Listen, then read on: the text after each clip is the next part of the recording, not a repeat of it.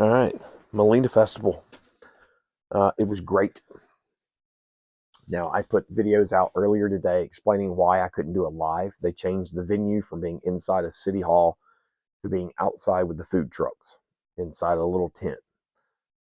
It's just not really a good environment to show audio and video to people. But there's a lot of people that were really paying attention. A lot of good questions afterwards. People seem to be into what I was talking about. And we even had people come up afterwards that from the stories that I was telling kind of put some things together that they'd experienced or friends had experienced. So that to me is a success. Believe it or not, I'm not a social butterfly. Doing public speaking like that is nothing. I've never really had to do much of that. And you know, and heck, I'm 43 years old. It's just another thing that I've had to learn to get used to, just like all the other things that I didn't know how to do before I got into Sasquatch research. But, to be honest, standing up there and showing off the videos and the audio and stuff like that, y'all remember Mad TV? Stewart, he runs out and goes, "Look what I can do." Kind of what it feels like. I feel like I'm performing, and it just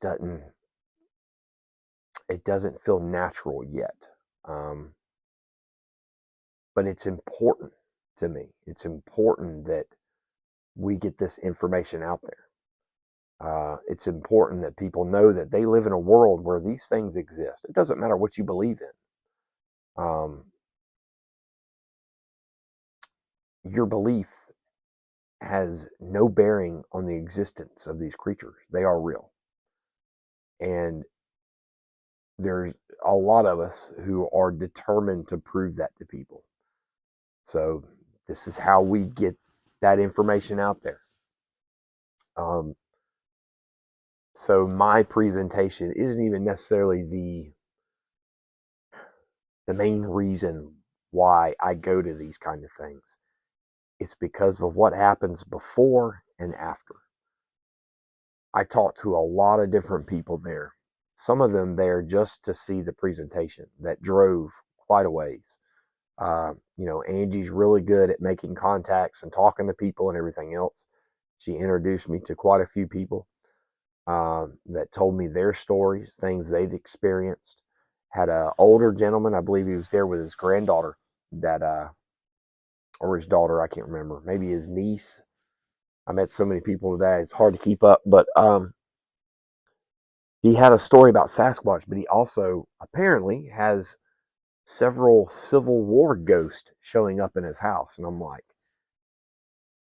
number one, by the second ghost, I would have already moved. He was like, "Would you really?" And I'm like, "No, I'm just kidding." But what I'm saying is, uh, there are other people there that deal with that. Luckily, there's like ASOG, a couple other groups out there that deal with the paranormal stuff. So I think Angie was able to connect them.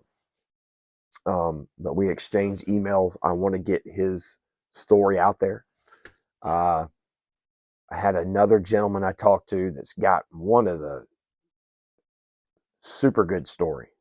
I don't want to give any of it away. It happened when he was, I believe, a teenager, him and his dad. And it happened in Georgia, and this thing was huge. And I really hope I can get him on the podcast. He also had a buddy that did not believe a word that came out of his mouth that he goes to church with until he had an incident happen at his house here recently. So I met a lot of really good people. Met a couple other investigators, some more of Scott DeForest's friends from the BFRO, and probably one of the cherries on top is Lloyd, which is our team member. He went down to Florida with me. That's how I met Lloyd. He's from that area. He actually came to the last festival last year, so we've known each other a year now. It's our anniversary. Lloyd, I expect flowers, roses, a dozen to be exact. So get working on that. Anyway, Lloyd, he came up there, we talked, and he gave me videos that had audio on it, and I put those up last year. He had some other crazy things that happened on his property, or a hunting property, friend of his property. Another gentleman that he knows personally brought his nephew. His nephew has a friend. That friend has a grandfather that owns property very close to Lloyd's property, or the property that Lloyd hunts on. The grandfather has seen a Sasquatch twice. The grandson has seen a Sasquatch twice. That's 4 sightings on one property, very close time span wise. I think like within the last year or something like that. And I asked him, I said, has there been any changes around there?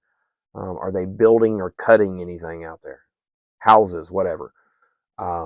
He said, you know what? Now that you mention it, they're building 2 massive houses back there in the woods.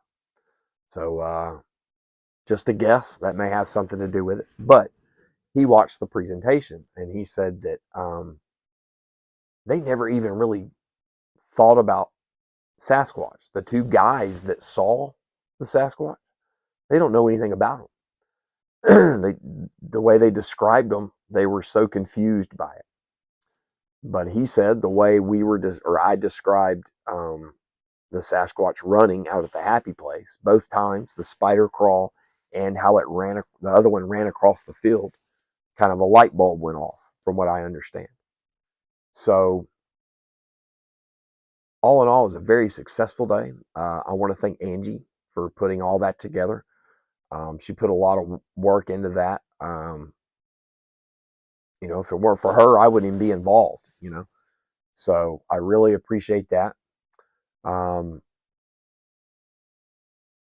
There is also another gentleman that I want to mention, a young boy by the name of, I think it's Jack and Jack's parents. If you're watching this video, if I got his name wrong, don't hate me. I wear a name tag at work for a reason. Half the time I don't know who I am. But I believe his name is Jack, and he's 10 years old. He came up with his parents, asked me a couple questions. Very well-mannered young man, wearing a Bigfoot shirt. He's into the topic.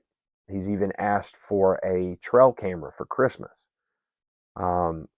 Jack, buddy, if you got any questions, just type them out anytime. Just let me know, hey, this is Jack from Molena, and I'll answer your questions. Email theencounterbrigade@gmail.com. Theencounterbrigade@gmail.com.